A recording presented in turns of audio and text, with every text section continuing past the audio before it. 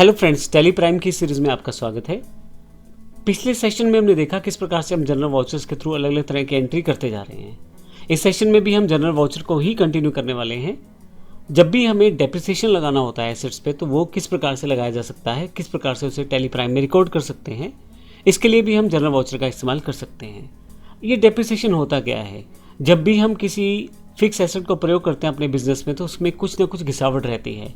जैसे एग्जाम्पल के लिए एक बाइक मैंने 50,000 रुपये की ली, अब पूरा साल भर चलाने के बाद वो 50,000 की नहीं बिकेगी, उसका प्राइस कुछ ना कुछ कम हो जाएगा। तो वो जो प्राइस कम होना है, जो उसकी घिसावट या उसके प्रयोग करने की वजह से हुआ है, उसको हम डेप्रिसिएशन कहते हैं।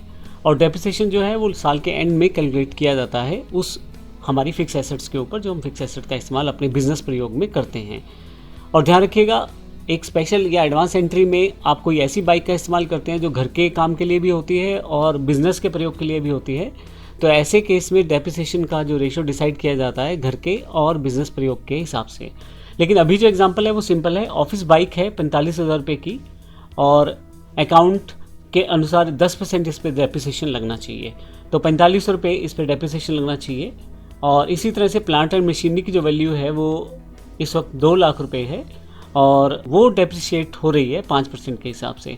तो इन एंट्रीज़ को हमें अगर अपने टेली प्राइम में रिकॉर्ड करना है, तो उसके लिए हमें जनरल वाउचर चाहिए होता है। सबसे पहले 45,000 रुपये जो बाइक के हैं उनका अगर 10% निकालेंगे तो 4500 बैठेगा। तो अगर मैं देखूँ तो 45,000 रुपये में से अगर 10% लेस किया जाए तो 40,500 रह जाएगा इसका वैल्यूएशन। तो बाइक को इस्तेमाल किया मैंने पूरे साल भर, उसकी जो स्टार्टिंग वैल्यू यानी कि ओपनिंग जो उसकी वैल्यू थी वो 45,000 रुपये थी, लेकिन पूरा साल भर प्रयोग करने के बाद 10% उसकी वैल्यू कम होगी। तो 45,000 का 10% 4500 रुपये, तो 40,500 जो बाइक की वर्थ रह जाएगी साल के अंत तक। इसी तरह से प्लांटर मशीनरी की जो वैल्यू 2 लाख रुपये है, वो मैंने पूरा साल भर इस्तेमाल की है प्लांटर मशीनरी, उसकी डेप्रिसिएशन कॉस्ट जो है वो 5% है। तो पूरे साल भर का जो प्रयोग करने के पश्चात 5% जो कॉस्ट रहेगी वो उसकी लेस हो जाएगी। तो वो 10,000 रुपये जो डेप्रिसिएशन रहता है वो लेस होगा, तो 1,90,000 रुपये उसकी वैल्यूएशन मशीनरी की रह जाएगी। तो आइए देखते हैं जनरल वाउचर के थ्रू इस तरह की एंट्री हम किस प्रकार से कर सकते हैं। तो सबसे पहले ज़रूरी है कि हमारे पास बाइक का अकाउंट यानी कि बाइक का फिक्स एसेट का अकाउंट होना चाहिए, और साथ ही हमारे पास पहले से प्लांट एंड मशीनरी का अकाउंट होना चाहिए। तो हमारे पास ये दोनों अकाउंट्स नहीं है। मान लीजिए अकाउंट्स हमारे पास अवेलेबल थे, हमने अभी एंटर नहीं किए, तो अब देखते हैं सबसे पहले इनके अकाउंट्स कैसे बनाएंगे। लेकिन मैं आपको दिखा देता हूँ, अल्टर पे जाके अगर लेज़र पे आप देखें तो यहाँ ना तो मेरे पास बाइक का अकाउंट है, ना ही मेरे पास प्लांट एंड मशीनरी का अकाउंट है। तो सबसे पहले इन दो लेज़र्स को मैं यहाँ से क्रिएट कर लेता हूँ। क्रिएट पे आ जाएं, और यहाँ से लेज़र पे मैं यहाँ से प्लांट एंड मशीनरी जो मेरा फिक्स एसेट अकाउंट है एंटर करते हुए ये फिक्स एसेट के अंतर्गत मैं इसको बना लेता हूँ। और इसकी जो वैल्यूएशन वैल्यू है वो 2 लाख रुपये है 1 अप्रैल 21 को। तो 2 लाख रुपये यहाँ मैं एंटर कर देता हूँ। इसी तरह से मेरी जो बाइक है उसकी जो वैल्यू है वो मेरे पास, वो भी फिक्स एसेट है, उसकी जो वैल्यूएशन मेरे पास अवेलेबल है वो मेरे अकाउंट्स के अकॉर्डिंग 45,000 रुपये की है 1 अप्रैल 21 को।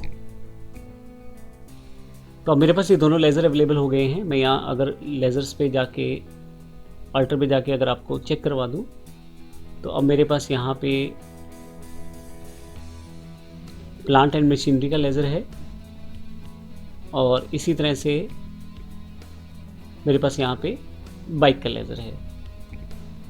तो आइए देखते हैं अब डेप्रिसिएशन की एंट्री किस प्रकार से होगी।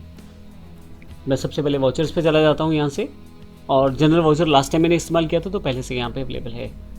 तो डेप्रिसिएशन की जो एंट्री रहती है, क्योंकि डेप्रिसिएशन हमारा एक खर्चा है, तो अभी हमारे पास डेप्रिसिएशन अकाउंट या लेज़र नहीं है, तो वो भी हम अभी बनाएंगे। आप चाहे जहाँ से मर्जी लेज़र बना लीजिए, चाहे वहाँ क्रिएट सेगमेंट से यानी कि गेटवे ऑफ टैली से लेज़र बना लें, या चाहे वाउचर करते समय ऑल्ट सी का प्रयोग करके लेज़र बना लें। तो क्योंकि डेप्रिसिएशन मेरा खर्चा है तो इसका अकाउंट भी होना मेरे पास ज़रूरी है। वो नहीं है तो वो भी मैं क्रिएट कर लेता हूँ ऑल्ट सी के साथ। तो मैंने डेप्रिसिएशन अकाउंट बना लिया है। ये मेरा एक्सपेंस है जो कि इनडायरेक्ट एक्सपेंस के अंतर्गत आता है, तो इनडायरेक्ट एक्सपेंस में इसे बना लेता हूँ और इसे यस कर देता हूँ। अब आपके पास डेप्रिसिएशन अकाउंट है, डेबिट होगा क्योंकि खर्चा है। तो अब अगर मैं इसकी एंट्री करना चाहूँ तो दोनों की एंट्री इकट्ठी भी कर सकता हूँ, अलग अलग भी कर सकता हूँ। अभी मैं सिंपल वे में अलग अलग करके दिखाना चाहता हूँ। तो डेप्रिसिएशन जो 10% था मेरा, वो बाइक के ऊपर था। बाइक 45,000 रुपये की थी, और उसका जो डेप्रिसिएशन कॉस्ट था वो 4500 रुपये था, तो मैं यहाँ 4500 की एंट्री कर देता हूँ। ये डेप्रिसिएशन लगा किस पे है, बाइक पे, तो क्रेडिट पे मैं बाइक को क्रेडिट कर देता हूँ और 4500 अमाउंट को क्रेडिट वाली साइड पे एंटर कर देता हूँ। आप अगर यहाँ ध्यान से देखें तो अब बाइक का जो बैलेंस दिखा रहा है वो 40,500 है। मेनली जब भी ये बैलेंस कैलकुलेट होते हैं ये साल के अंत में होते हैं, तो यहाँ पे आपको डेट चेंज करनी ज़रूरी रहती है। तो यहाँ पे मैं जो डेट है वो 31/3/2022 कर देता हूँ। ये सिर्फ एग्जाम्पल की एंट्रीज हैं, इसलिए मैं यहाँ एंटर कर रहा हूँ, क्योंकि फाइनेंशियल ईयर एंड होगा तो फिर आपका डेप्रिसिएशन जो है वहाँ कैलकुलेट होगा। तो यहाँ पे मैंने फाइनेंशियल ईयर एंड के हिसाब से एंट्री दिखाई है। 4500 रुपये जो बाइक का प्राइस जो है अब कम हो गया है पूरे साल भर प्रयोग करने के बाद। अब यहाँ अगर मैं इसे एंटर कर देता हूँ तो ये मेरी एंट्री कंप्लीट हो जाएगी। मैं एंटर करते हुए नीचे आता हूँ और यहाँ पे मैं जो बेसिक मेरे पास नरेशन है वो एंटर कर देता हूँ, एक्सेप्ट कर लेता हूँ, तो ये मेरी एंट्री कंप्लीट हो जाती है। अगली जो एंट्री है वो मेरी प्लांट एंड मशीनरी के ऊपर डेप्रिसिएशन की है, तो फिर से मैं यहाँ से डेबिट करता हूँ डेप्रिसिएशन का अकाउंट। और अब मुझे पता है मेरी जो बिल्डिंग कॉस्ट है वो 2 लाख रुपए की थी, यानी कि जो मेरी बिल्डिंग की फिक्स एसेट की जो वैल्यू है वो 2 लाख रुपए है, उस पर 5% जो है उसका डेप्रिसिएशन कटा है इस साल। तो जो डेप्रिसिएशन है वो 2 लाख का 5% यानी कि 10,000 रुपये मैं डेबिट कर देता हूँ। लेकिन क्रेडिट इस वक्त मेरे पास प्लांट एंड मशीनरी को होना है, तो मैं यहाँ एंटर कर देता हूँ। आप देखेंगे जो वैल्यूएशन है उसके बाद उसका जो एक्चुअल प्राइस रह जाएगा वो 1,90,000 रुपये रह जाएगा। फाइनली यहाँ मैं नरेशन एंटर करते हुए येस कर देता हूँ, तो आप देखेंगे दोनों एंट्रीज हो गई है। अब मैं यहाँ से एस्केप करके बाहर आ जाता हूँ। बैलेंस शीट पे आते हैं हम लोग यहाँ से।